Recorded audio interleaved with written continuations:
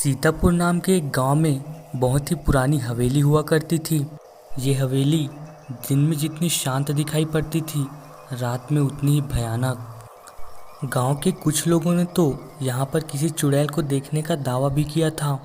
इस हवेली में जो कोई भी आया, बेवजह उनकी मौत हो जाती थी।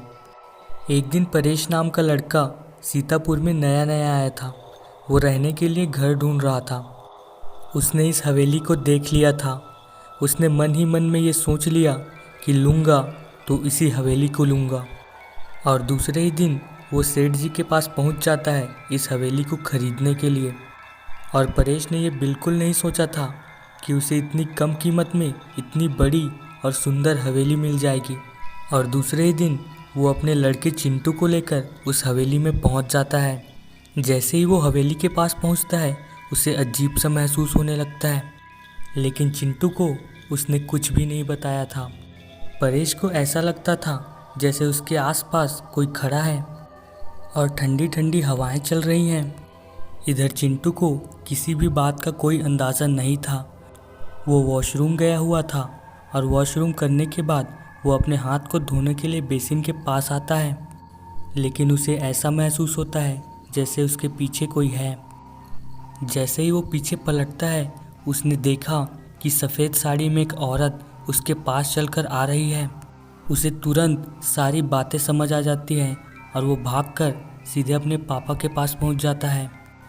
पापा पापा, मैंने बाथरूम में कुछ देखा।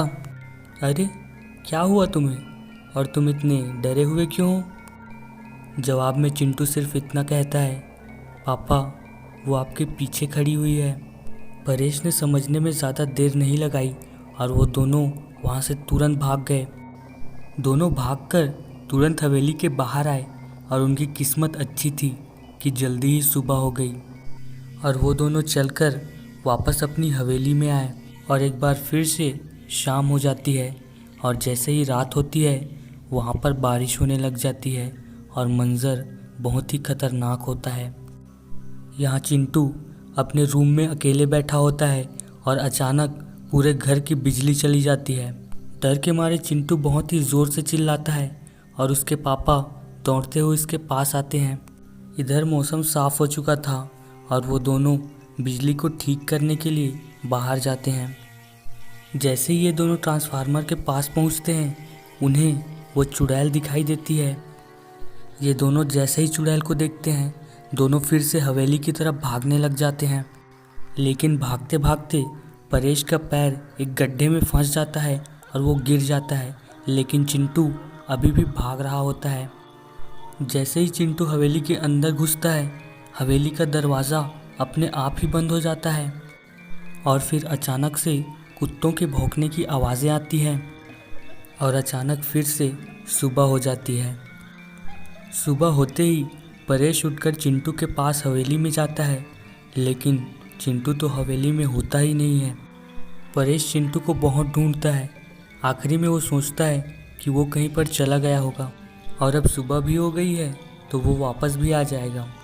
फिर परेश इलेक्ट्रिशियन को कॉल करता है, लेकिन उसे आने में बहुत ही ज़्यादा देर हो जाती है और शाम होने के कारण गुस्से में परेश एक बार फिर से उसी इलेक्ट्रिशियन को फ़ोन लगाता है, लेकिन इलेक्ट्रिशियन कहता है, मैं आया था साहब, लेकिन किसी भूतिया बच्चे ने आपका दरवाज़ा खोला था। परेश अब समझ चुका था कि चिंटू अब वो चिंटू नहीं रहा जिसे मैं अपना बेटा माना करता था। अब रात को ही परेश रोते रोते अपने घर शहर को लौट जाता है। तो गाइज़, ये कार्टून स्टोरी यहीं पर ख़त्म होती है और ये मेरी लाइफ का दूसरा एनिमेशन कार्टून स्टोरी वाला वीडियो है। तो आपको ये वीडियो अच्छा लगे तो प्लीज़ कमेंट करके बताइएगा और वीडियो को लाइक करके चैनल को सब्सक्राइब करिएगा। Thank you for watching haunted villa.